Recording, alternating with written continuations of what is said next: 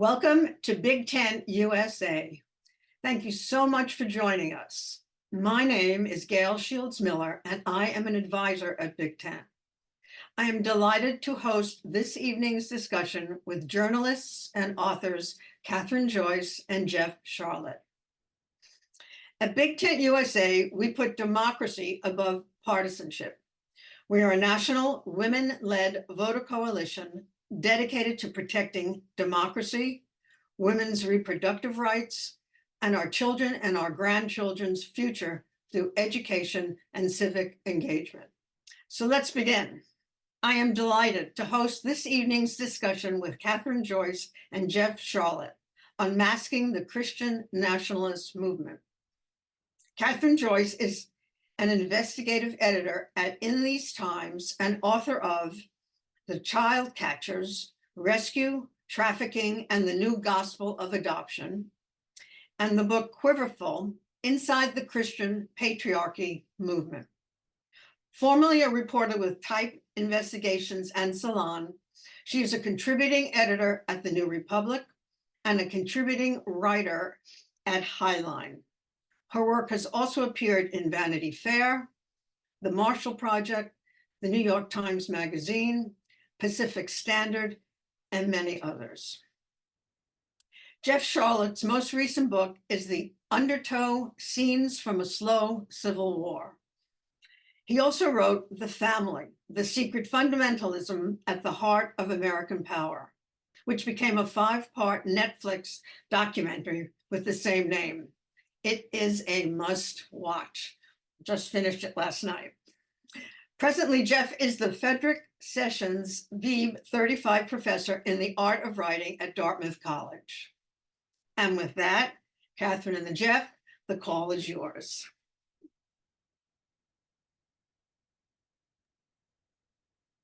Thanks, Gail. So much for having us. Yeah, thanks. And I thought, Kathryn, we talked about starting off with this vexed question of what is Christian nationalism, and because before it was Christian nationalism, it was the religious right. Or actually, it was religious right. Before it was religious right, it was the Christian right, and before that, we can talk about good old American fundamentalism.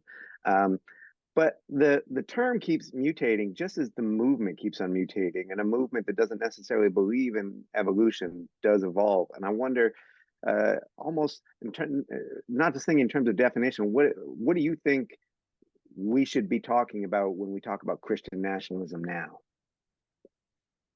Sure. Well, I guess I will start out with like a little bit of a definition, which is, I think, at its most basic, it's Christian nationalism. What we talk about today is the idea that the United States was created as a Christian nation. That its founding documents were divinely inspired, that the country itself is divinely inspired, and that Christianity and Christians should have a privileged position in public life. What that kind of translates to, what goes along with that as this really kind of implicit idea, and one that I think is increasingly not, implicit, but very explicit, is the idea that the only true Americans are white conservative Christians who are natural born citizens, and that people fall within this really hierarchical system, where, heterosexual white male Christians are very much at the top of the pecking order. Everyone else falls below them. And that within that hierarchy, there are different sets of rules. One of the sociologists who has written a lot about Christian nationalism, Samuel Perry, talked about it as, there's this holy trinity of rules. There's freedom for the true Americans, the Christian Americans. There's order for everyone else. And if you violate that order, then you get the violence. And I feel like those are a couple of things that are important to understand about Christian nationalism. And I think also to understand like just how quickly this is becoming such an overwhelming part of our politics. I think it was just yesterday that Trump released this new God Bless the USA Bible that perhaps I know you've seen, Jeff, but perhaps a lot of people who are listening have seen as well. And it's this new Bible that costs $60, which is a Only lot of money. $60. Get yours now. Only $60. You can get a free Bible in lots and lots of places. But it's a Bible he's put out with Lee Greenwood, who wrote the song "God Bless the USA," and it's got the scripture in there, but also the Constitution and the Pledge of Allegiance, and some other stuff. And Trump made this really cheesy ad for it that came out this week, where he talks about how we need to make America pray again. And he's reiterating a lot of Christian nationalist principles. The idea that the founding fathers built the country on a phrase that I know Jeff really loves, Judeo-Christian values. The We, idea. we know each other well enough to know that when we're being sarcastic. Oh, good I don't know. translation. Yes. And and just this premise that Christianity is under attack in America. Christian Americans need to rise up, defend themselves, make America pray again. I don't know. Those are a few of my initial thoughts. How about you? Well, just make America pray again, which is right there is maybe the most succinct. Give it to Trump. I mean, in 4 words, he does Christian nationalism, and the imperative, the compulsion, the forcing, right? And the fact that if you go and you look at the ad, it's really fascinating because he talks about these documents, the Constitution, the Declaration of Independence, and he says something like, a lot of people have never read these, and it's just sort of this, he's discovering them himself, but they are being sacralized as what many Christian nationalists, referring to the Constitution, they refer to it as a God-breathed document, as if God just, and there's a Constitution. But Kathryn, in talking about that hierarchy, right, with the white Christian man on top, and I think especially it's important to emphasize the gender of that, because Christian nationalism is not exclusively white, but it is exclusively misogynist, and that's just been something you have been at the forefront of reporting on since your first book, in Quiverful. The Quiverful movement, which calls itself a patriarchal movement. I wonder if you could just sort of speak to, from that experience, or from your second book, Child Catchers, about the adoption industry, the really central role gender plays in this movement. Yeah, for sure. And just to what you were pointing out, that Christian nationalism is not exclusively white. I think that's true, and I also think a movement as I it's white supremacist. Written, yeah, it can be white supremacist while not being an exclusively white absolutely. movement, which is one of the seeming paradoxes there. But yeah, I mean, patriarchy, 20 years ago, struck me as like, this is primarily a word that is used in feminist discourse. It is used as a diagnosis, and it is used as an accusation, or a description. It's not typically used as a self-identifier. But yeah, I wrote about, in the aughts, in the mid 2000s, this Christian fundamentalist movement called Quiverful, that was a movement that was a lot of things, but it expressly defined itself as a pro-patriarchy movement.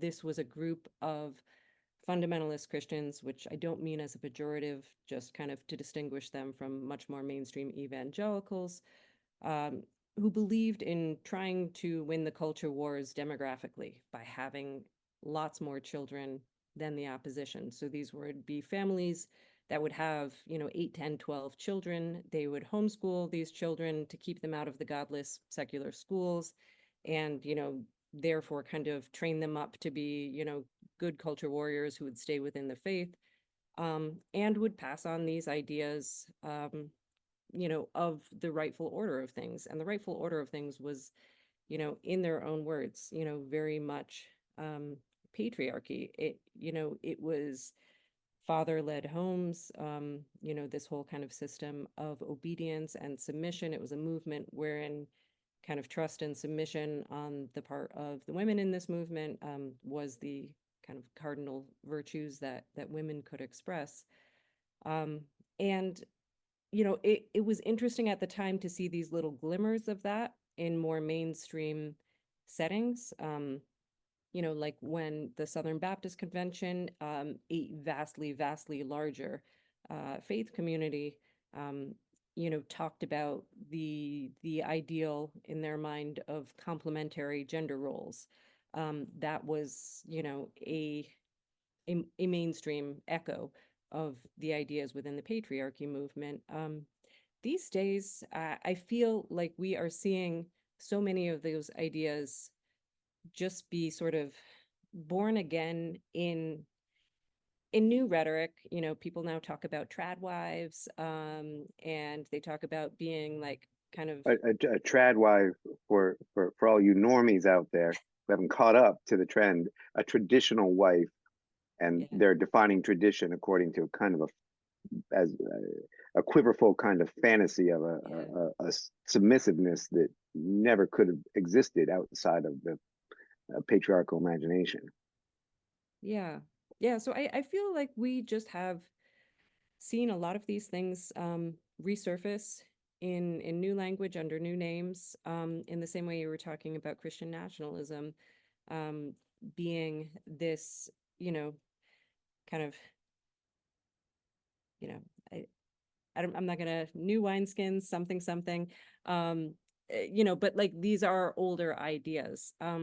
And I would love to hear kind of your take on how we're seeing that, because I also feel as we're seeing these new iterations of things that look very much like the quiverful and patriarchy movement to me in like new kind of 2020s rhetoric and garb, that also feels like it is spreading a lot more. It feels like something that has a lot more uptake, than it did when it was this small, really esoteric subculture, in the aughts that you could measure in the tens of thousands or maybe hundreds of thousands, but not in the millions or tens of millions.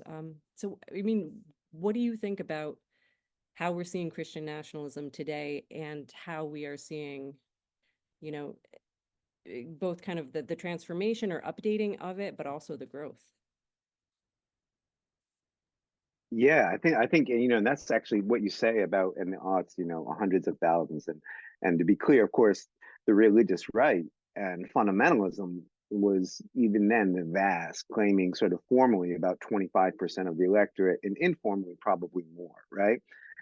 But the people who subscribe to these ideas, like what you just talked about with Quiverful, that's a much smaller group. It's a niche subculture, and I think of their secular parallel, the men's rights group, who believe that men are the oppressed group in society, and that in as much as say sexual assault is a problem, it's only men being sexually assaulted by women who I mean, they're just these guys are the worst. I report on a lot of right wing movements. They're just the worst. But they were fringe too. And now, of course, we talk about, I see some in the comments, someone talking about Project 2025, and I think we'll talk about that later, a plan for um, a second Trump term, policy by policy. It's mainstreaming ideas that come from these fringe movements. The religious right has almost been supplanted. Major figures of the religious right have been pushed aside by Christian nationalism. And the distinction I think I might make, and I should say for the audience, Kathryn and I have been working together as on parallel tracks and sometimes in collaboration for almost 2 decades. So when we disagree, it's productive.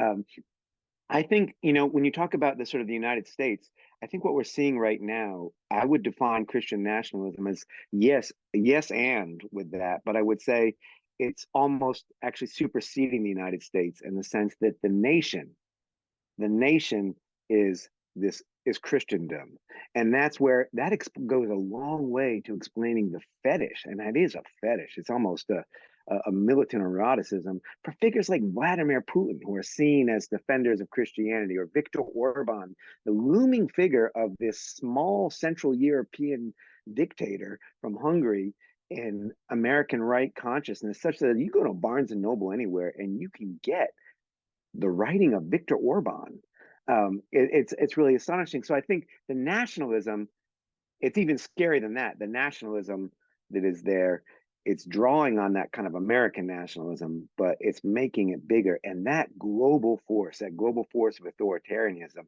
which is just acts like oil on fire, and gas on fire. It has blown up, and taken with it those ideas that you were writing about so presciently, like Quiverful or the men's rights activists, or any number of ideas that would have been dismissed by even the leaders of the religious right 15 years ago, and made them mainstream, made them the going concern. My first familiarity with the term red pilling is from the Yeah. men's rights movement. And now, I don't know, it's totally possible that there was a previous use of it, aside, of course, from the Matrix itself. But, I first saw red pill with it being used within the men's rights movement to describe kind of the waking up to the true reality, that the world is actually run by women, and men are a repressed, marginalized population in that system. And now, I mean, for the last at least 8 years, red pill is, it's almost passé now, because it's been Now used you so want to keep up, you broadly. got to get black pilled if you want to Yeah. get, you got to get it. So yeah, red pill, the scene from a science fiction movie, The Matrix, by the Wachowski sisters. And I believe Ivanka Trump and Elon Musk tweeted at each other about how they were red pilled. And then Lily Wachowski, one of the filmmakers of The Matrix, came in to said, I can't remember her eloquent term, but it was along the lines of, fuck off, don't take my idea. Yeah. Sad thing is they have, and I mean, the red pill has been taken by the Republican Party, and by so much of the Christian right. So much so that, like, the figures that we were looking at when when you first started working, and I had been working on a little bit about Christian right figures, like Albert Mohler, Southern Baptist, passe now. Russell Moore. What you may see Russell Moore on Excommunicated. TV sometimes represented as he's a conservative Christian. He has as much standing in that community as I do now. They pushed aside the folks, either you got on the Trump train or you were thrown off the Trump train. And it's been transformational. It's been theologically transformational. Hard agree, with the caveat that I think Albert Mohler has been elbowing his way back in a little bit. He's climbing back on the Yeah. Trump train, yeah, and Well, pushing some other people off as he goes. Yes. In 2022, about a year and a half ago, he was at this National Conservatism conference that I was at. And, the leader of that conference told me, excitedly, that Albert Mohler had told him, like, this is this dynamic moment. This feels like, when the moral majority was coming together. So we are seeing these interesting historical echoes, but everything feels, so much heightened, and bigger and broader to me. And, I think so many of the voices that once seemed, like staunch kind of orthodox voices within these movements, now have been sidelined as not being, as imperfect of a word as it is, but not being extreme enough. Not being, yeah. I think about um, a church I visited in Yuba City, California. So it's another Northern California, and this was some viewers may have seen it because a video from the church sort of went briefly viral when General Michael Flynn, who was Trump's first national security advisor and has since become a leading figure of the kind of the QAnon conspiracy theory, they presented him with a customized AR-15 at the altar, at the pulpit, on stage. But the interesting thing about that church, which has always been a hard right militant church, they got rid of their crosses. They don't have crosses anymore. The pulpit is made of swords. And when I asked the pastor about this, he said, yes, he loves the cross, but it's kind of weak tea right now. Now there is a time, there's a season for everything. And now is a season for war. And I think the old Christian right figures who could make that transition, I think some of them were slow, are part of it. And like you mentioned the moral majority, and some people may not remember the moral majority and I believe in large part the creation of Jerry Falwell in the 1970s and 80s, when the religious right, and this is so fascinating to me, the religious right at that point, there was already a Christian conservative power in the United States through the fellowship, the National Prayer Breakfast, and so on. But then a new, more militant group comes along, and they can't contend at first for Congress, so they go to school boards. No one's paying attention to school board elections. They take over school boards. They have tremendous success. And then they build this power that helps put Ronald Reagan in office. And Kathryn, I'm thinking now, here we are again with school boards. With always this, so much of this transformation happens at the most intimate, local, immediate level. How are we going to educate our kids? And that's where you've been reporting from some of the battleground counties around the country. Yeah, I mean, I think we're seeing Christian nationalism show up in so many ways. And the school wars that we have been in the midst of for the last 3 years are a huge part of that. We're seeing all of these battles over curriculum, over the claims that, education, public schools, or also, higher education in colleges and universities, has shifted too far away from kind of teaching, both kind of the bedrock ideas of Western civilization, but also teaching the greatness of America. So that's something, that we keep seeing kind of pop up in these school districts, at the public school K-12 level. We keep seeing, right-wing school board members get voted onto the board, and then, really quickly start to make moves to radically overhaul the curriculum, to, put in place, curricula that they think will better reflect the greatness of America. That is going to stick to the meat and potatoes of kind of, what education should be. And a lot of times, these are the people who are nudging their school districts towards the models of education that are put out, by a handful of really prominent players, whose names start to be recognizable if you look at this sort of area long enough. So there would be people, or institutions rather, like Hillsdale College, which is a private Christian school in Michigan. That's a relatively small school that has a massively outsized impact on education fights all over the country. You're talking about states have adopted the Hillsdale model, right? You reported on this. And even, I mean, and not just red states, Orange County, California reported on. Absolutely. And Pennsylvania just had a massive showdown about whether or not Hillsdale curriculum would be mandated in a suburb right outside of Philadelphia. Florida has done similar things. Some people might remember the kind of hostile takeover of a public university in Florida, the New College of Florida, which was, undertaken by Governor Ron DeSantis with this express goal of transforming New College of Florida, which had been, this kind of fascinating, kind of esoteric, like hippie school where everybody was doing self-directed education, into what DeSantis himself called a little Hillsdale of the South.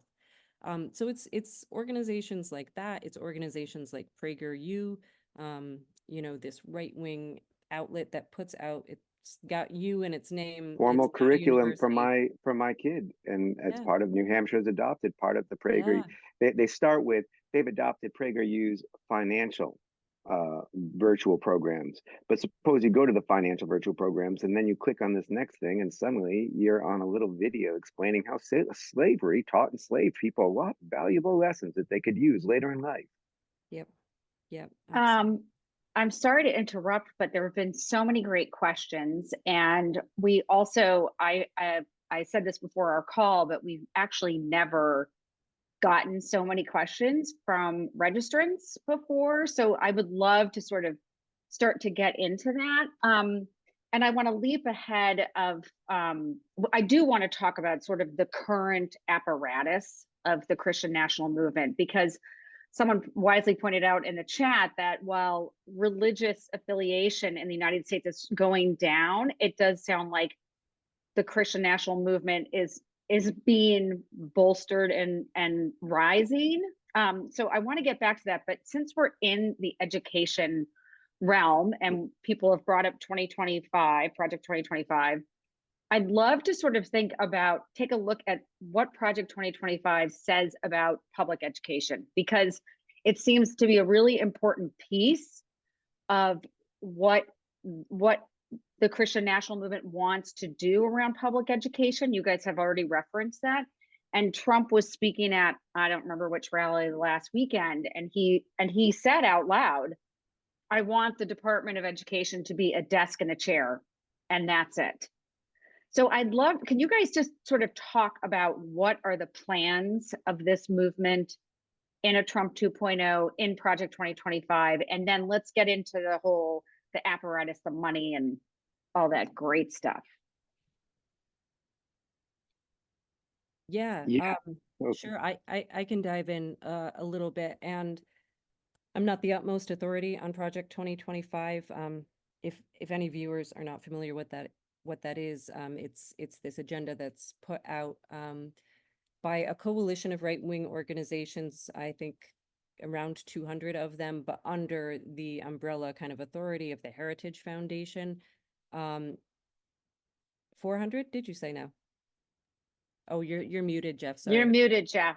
Oh, Kathryn, Sorry. can you raise up before you get going on Project 25, can you just raise up your volume a little bit?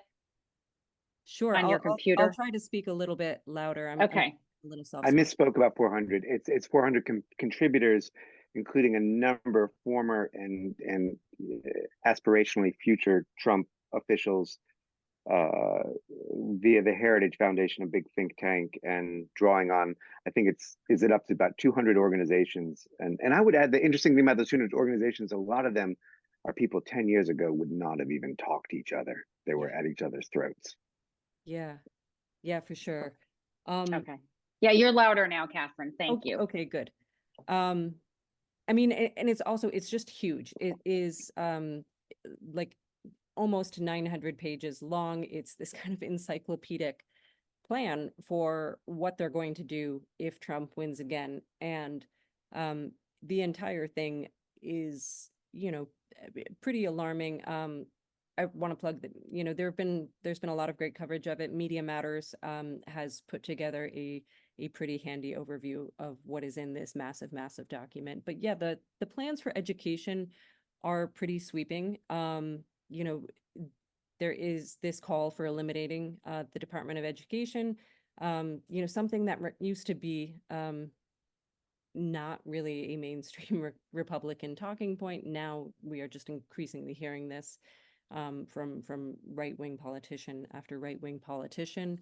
They are talking a lot about the idea of universal school choice, which is really kind of easily translated to the idea of universal voucher systems, which sounds good, sounds like choice. If you dig into that a little bit, it really starts to look like a massive wealth transfer from, people in society who do not have as much money to rich people who are already sending their kids to private schools. There are, a lot of kind of auxiliary things that are built into that, in terms of how they want to just scrub diversity programs from, throughout the federal government and kind of any entities that receive funding from the federal government, like public schools. And that would have such kind of massive repercussions. It's, something that would take its own entire, discussion to really go into. But yeah, it is kind of the institutionalization of what we've been seeing over the last 3 years now, which started with, attacks on schools for so-called critical race theory, and then kind of ballooned into this, much broader suite of things that they are going after, and all of which is really a way to heighten public discontent with public schools, to kind of undermine public support for public schools, so that they can move in with this privatization agenda. So I think, where this gets back to kind of the topic of this discussion, Christian nationalism, is, we should pay a lot of attention to the ways in which, all these other topics, like, and kind of these outrages of the day are being thrown at us, and try to remember to look underneath and see kind of what is it they're actually trying to mobilize people to do or demobilize people to care about. Yeah, I'm thinking, if you go to the beginning of Project 2025, it talks about 4 pillars on which then the following 900 pages of policy recommendations, and they're very specific. And lest anyone out there be thinking, oh, well, this is just a bunch of yokels in their MAGA hats with their big trucks. They're recruiting an army of 5,000 lawyers to defend this from day one. They're writing the executive orders. But the very first pillar of the 4 pillars is, number 1, restore the family as the centerpiece of American life and protect our children.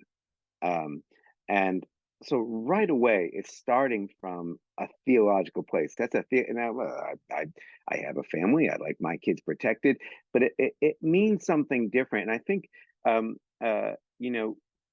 Kathryn, you talked about the ways in which some of these laws are almost by implication. And earlier today, I had the opportunity to speak to a great Russian journalist, Elena Kostyachenko, in exile from Russia, doing courageous reporting, she's got every book event I ever do, I always sell somebody else's book. It's great. It's called I Love Russia. I should say she is the leading dissident journalist. She's trying to smuggle the book in. The question is, does the law in Russia say now that if you distribute the book, that's illegal? What if you read the book? Is that illegal? They're not sure. And that's what Project 2025 is built on, is vague laws. And I think about what's happening in schools. In Texas, I attended a Christian nationalist event, a gathering of the Texas secessionist movement. These are Texans who want to secede from the Union. They have no chance. They seem fringe, but they seem to be backed by very powerful people who see them as a wedge issue. And I got to go to a panel with one of the leading book banners in Texas. And what she told me was really chilling, because she said, look, the official book challenges, that's just the first step. Oftentimes those book challenges get beaten back. But then a few months later, and the normal, libraries have to get rid of books to make room for new books. A librarian who has stood up in public and said, I will not get rid of this book. She had a whole collection of photographs that they were sending. They said, oh, we got rid of the book. I'll sell another book from the stage, Alison Bechdel's great Fun Home, which is a fantastic book and is being banned all over the country. And someone will send a picture of Fun Home saying, oh, this is nothing to do with politics. We're just getting rid of it. And that's how authoritarianism, which is at the heart of Christian nationalism, an idea of God that is based on love, not on love, but on strength, on authority. That's how it works. You conform yourself. You're not even sure what the rules are, what the laws are. You don't want to get on the wrong side of the angry father. So you tiptoe and you push the book out. And all those school boards that you've been reporting on. And I think about also the Christian national, the national conservatives, they almost say that out loud. They say, what we want to do is make people afraid again. Yeah. Can we now sort of get into the whole infrastructure of this movement? I mean, I think you're even mentioning the fact that there are thousands of lawyers ready to defend Project 2025 speaks to the fact, and there's 400 organizations. Now I'm confused, Jeff. But hundreds. No. Listen to Kathryn, not me. There's 400. Okay. To start with, there was 400 contributors, and I mixed it up. And they started with 75 organizations, and then many more saw, oh, this is the coming thing. Let me sign on. Oh, I want to be part of this whole thing. Yeah. So really what we're talking about is a very well orchestrated movement and effort. So I think we need to talk about some of the leaders some of the infrastructure and where this money is coming from, because this is not cheap and it's very well funded. So I think it's really important to talk about those three things: money, infrastructure, and the leaders. And then maybe we can get into some of the goals and, and what we can do about it to end, because people are like, what can we do? Yeah. Okay. So tell us about this infrastructure of this movement, please. Well, I feel like Kathryn, you're most up to date, and what's you've been doing. I want to say to folks out there, Kathryn was sort of saying there's good reporting done on Project 2025. There's okay reporting. We could have another discussion about how the media is dealing with this. The fact is, there's nobody like Kathryn who has been doing the reporting on the kind of the intellectual apparatus, which is not the leaders that you see. It's the leaders, the so-called thought leaders of the movement. And Kathryn, you've done the absolutely essential reporting that no one else has even touched. Thank you, Jeff. I would say the same to you very much. Well, I think, all right. I mean, money, the chat is going by too quickly for me to see it, but I did see somebody, I saw the word Leonard Leo, or the name Leonard Leo pop up. And that is an important name to know about. Leonard Leo is a right-wing legal strategist, who is, overwhelmingly credited with orchestrating the right-wing takeover of the federal judiciary, the fact that we now have the Supreme Court that we do. And he is also just in the midst of and presiding over such a massive pot of dark money, that it's kind of almost hard to know where, things that his large and complicated network are funding kind of stops and where other things begin. There has been some really interesting reporting done on Leo and his network by the National Catholic Reporter. Leonard Leo is an extremely devout Catholic, and so the National Catholic Reporter, which is a liberal publication, has Wait, been Kathryn, tracking. can I just say, like, for the Catholics out there, I'm going Yeah. to argue that he's not a devout Catholic. If you have problems with the place of the Pope in the world, he is an extremely sanctimonious Catholic, right? But like that distinction matters, because I think a lot of people, you're the authority on Catholic right. I think some of the folks out there don't know that the Catholic right in America doesn't necessarily respect the authority of even the Pope. Yeah, the Catholic right in America hates the Pope. Or at least 80% of them seem to. But yes, I take your caveat there.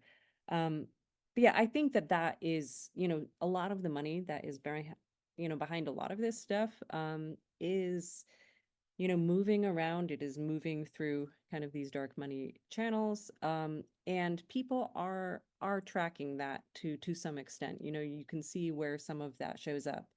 To some extent, I feel like the right has never had a problem getting money. Compared to the left, they've always been very, very comfortably funded. In terms of sort of infrastructure and leadership, I think we're seeing that in lots of different ways. And I feel like, Jeff has done, just this groundbreaking reporting on, some of the ways that has showed up kind of, historically with the family or the Fellowship Foundation, this, very insider organization within Washington, D.C. that is kind of has created this like Church of the Powerful, or this communion of the powerful, in the US and around the world, which sounds so cloak and dagger until you read Jeff's work, and then it still sounds cloak and dagger, except it's all true. I have looked at kind of different sort of flourishings of this movement. In the last couple of years, I've been paying a lot of attention to, parts of the intellectual movement of, the self-described new right, a lot of whom, consider themselves post-liberals, or anti-liberal. They are not, it's not that they are post-progressive or anti-progressive. That goes without saying. But they are opposed to the ideas of classical liberalism that used to unite both Republicans and Democrats. The ideas of, individual freedom and liberty is a virtue. Multiculturalism and pluralism are virtues in a democracy. Ideas about kind of free expression and free markets were also part of this. And increasingly, we are seeing the intellectual leadership of the Christian right and just the right in general turn towards this idea of post-liberalism, which Jeff mentioned. Viktor Orban, the Prime Minister of Hungary, before. He is very much in line with this, or rather, all of these leaders are very much in line with Hungary because they see Hungary as the model they want the United States to emulate, which is a place where there is no more pretense of a neutral public square. There's no more pretense, that America is a pluralist society where, no one religion or culture is privileged above any other. But rather, they want to move towards a society where Christianity is, very much seen as, the privileged, religion and culture in society. They think that in countries that have a Christian majority, Christians should be able to, set the terms of kind of the public square, the public culture, and also the laws. And so, we see the ideas of Christian nationalism showing up in all of these different ways. We see them in, the church with the pulpit that's made out of swords.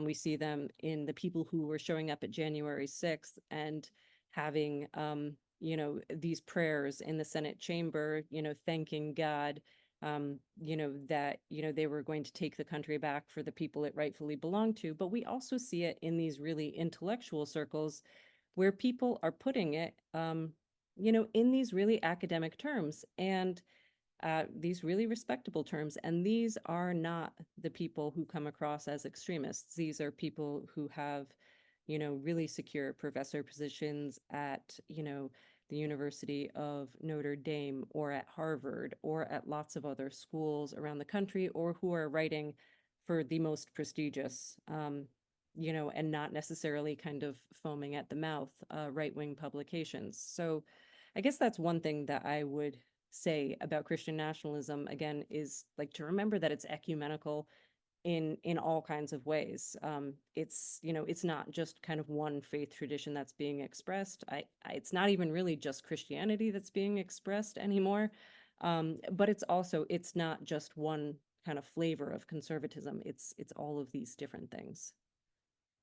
I don't know if that answers kind of all. Yeah, I think that's helpful. I think I'd love to just spend a couple of minutes on how Donald Trump fits into all this before we get into what we can do. I said to you guys before the call, I do want to talk about some of the stories that people shared with us, but just 2 minutes, like why Donald Trump? He is the most amoral. He doesn't care about the Bible. He hasn't read it. He doesn't go to church. It's just such a farce. So why him? Just 2 seconds. Jeff, you go first. You tell us why him? Why is he the conduit for this movement and the leader, really?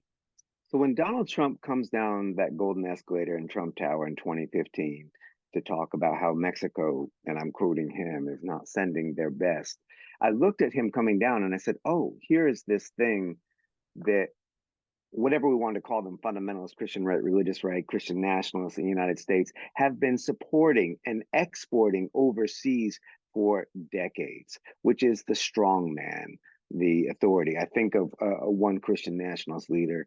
I was there with, he was counseling a congressman on Capitol Hill and sitting with a congressman, come explain the Bible to me. And he says, you know what? You know how to understand Jesus? He's like Hitler, Lenin, Mao, Pol Pot. And you hear that spread. It's not fascist. It's not communist. The common denominator is strength. And these guys supported strong men around the globe for decades. And yet the American Christian right always kept a little bit of a distance. Even their most conservative advocates in the United States When Donald Trump came down that escalator, I said, oh, here it is. I mean, Malcolm X is right. Here are the chickens come home to roost. You prop up strong men around the world. Sooner or later, you're going to get a strong man leader. The question was, would he be received? He brought with him, I will use the F word, a fascist aesthetic. A fascist aesthetic. It's a style. Would it be received? And yes, it was. And therein was a theological transformation.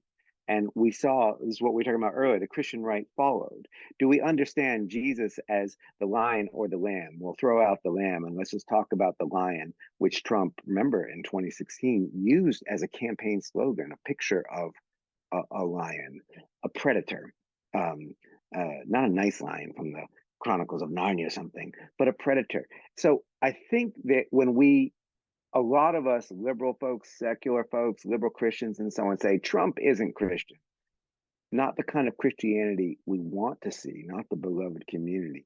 But yes, he is, as Lance Wallnau, one of his evangelical advisors, put it in a best-selling book way back in 2016. He got God's chaos candidate. That sometimes God uses a wrecking ball. And there's all kinds of biblical background for that. Remember, the night before January 6th, around Washington, there was the Jericho March, an invocation of the book of Joshua. What does Joshua do? Everyone from their Sunday school, if they went, they remember Joshua was ordered by God to go into the city of Jericho and kill everybody. It's a genocidal text. It's a complicated text. It needs interpretation. They take it a little bit literally. Joshua 1:9 is inscribed on T-shirts Lauren Boebert sells, the Congresswoman, on guns and so on. But Trump isn't so much an aberration as a resurgence of an old, violent and wild kind of Christianity. And remember, he says, let's be wild.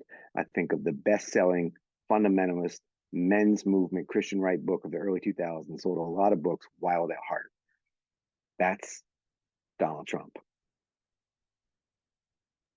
All right, Kathryn, your turn. Why Trump?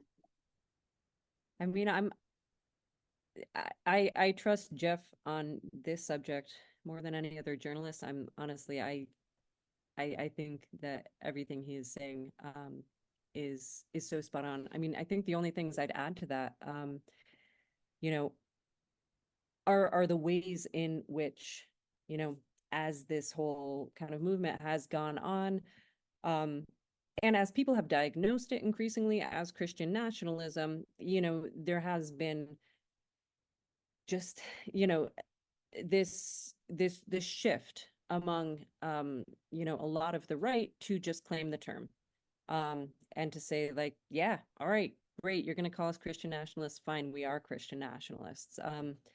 You know, Jeff mentioned Lauren Boebert. I mean, she started saying things like, you know, the separation of church and state is junk.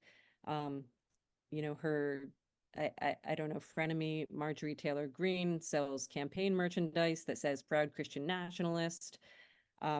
And there's been, you know, this spate of books by right-wingers that are just using it in the title, like The Case for Christian Nationalism, or just Christian nationalism, you know, like The Fundamentals or something like that.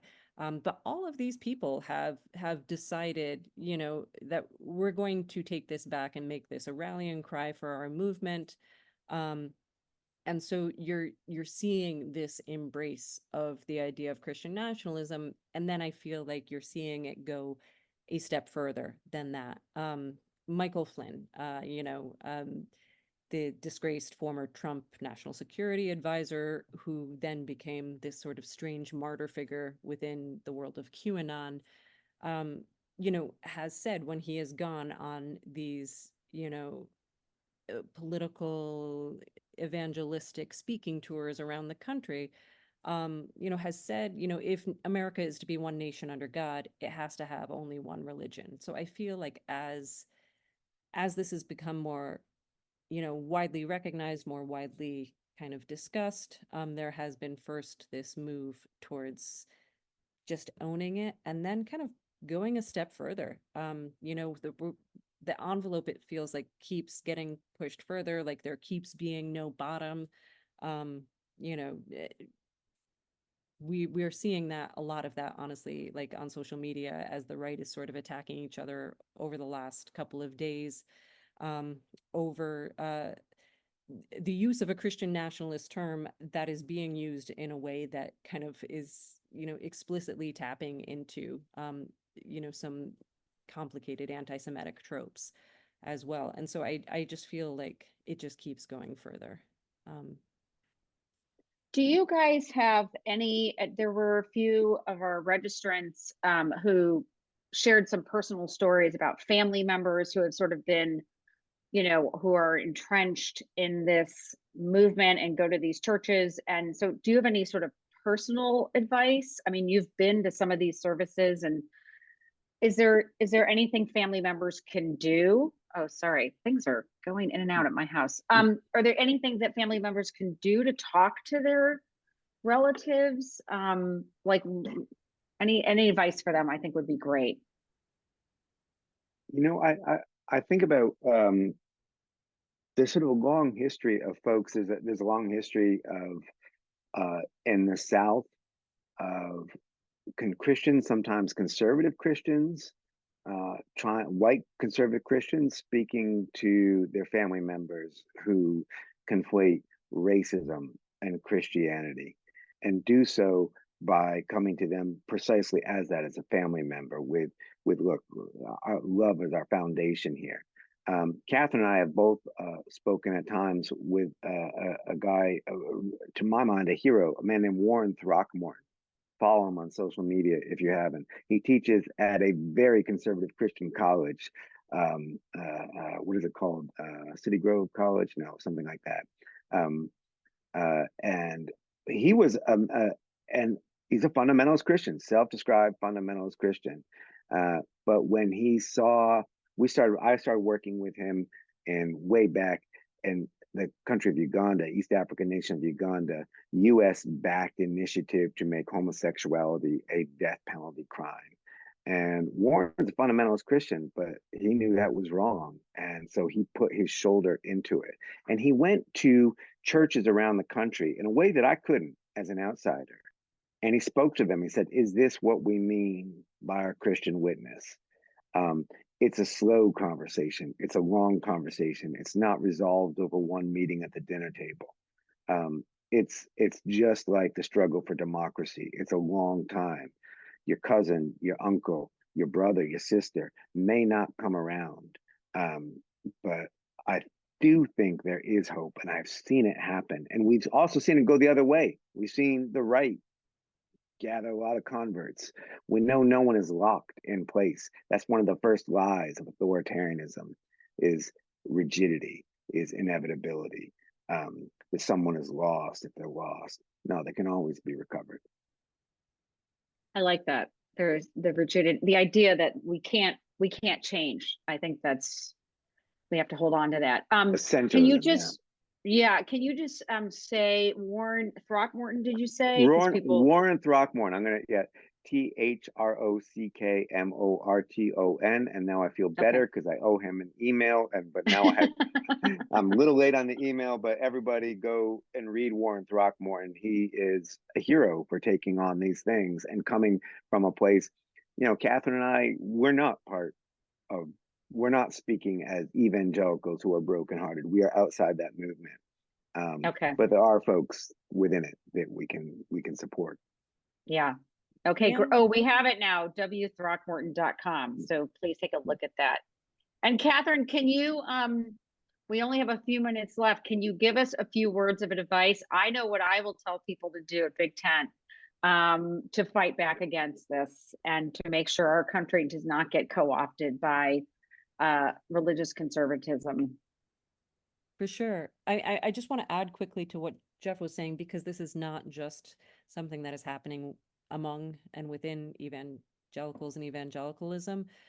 There is a parallel sort of civil war that has been ongoing within the Catholic Church, where there is a very Christian nationalistic Catholic right that, in addition to believing kind of these Christian nationalist principles, is also furious at, the leadership of their own church because they think that it is too moderate or too liberal. There is a really kind of fascinating and I think rigorously written website called Where Peter Is, that is written by moderate Catholics and conservative Catholics who are deeply concerned about the Catholic right and what it's doing both to the country and the church. I think, similarly, you can seek out these communities of people who are sort of refugees from some of these movements, and a lot of them, there's this whole generation of young adults who are raised in kind of fundamentalist homeschooling or movements like Quiverful, who came into adulthood 10 years ago, and kind of more of them ever since, and in some ways are really ahead of the game. There's organizations like the Coalition for Responsible Home Education, I'm pretty sure is the correct title, but there are all of these kind of communities online where people who have kind of been dealing with some of this stuff in previous generations, I think some of that can kind of point the way ahead.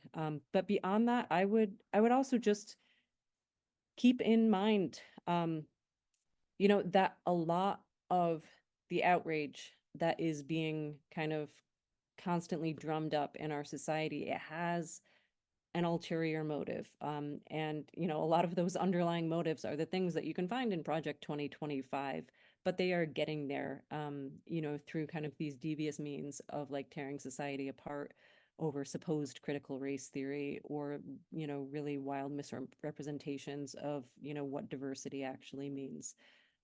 So, educating ourselves is always a very good step, first step towards kind of figuring out how to fight back. Yeah. Well, we are at 8 o'clock, and I just want to say thank you so much. I know I did see a bunch of things in the chat, like, we're just scratching the surface. We really are just scratching the surface, and we realize that. So you guys packed a lot into an hour. We're so grateful for your time and for your work and for bringing this to our attention. Would love to get you back to BigTent. I think it's going to be a long year, and this is something that we're going to have to deal with. But everybody, go be a poll worker. Start writing letters. Talk to your family. We are not powerless. We have power, so we have to utilize it. That's my final word. Thank you, everybody, for coming. Good night, Kathryn. Good night, Jeff. Hope to see you under the tent soon. Good night, everybody.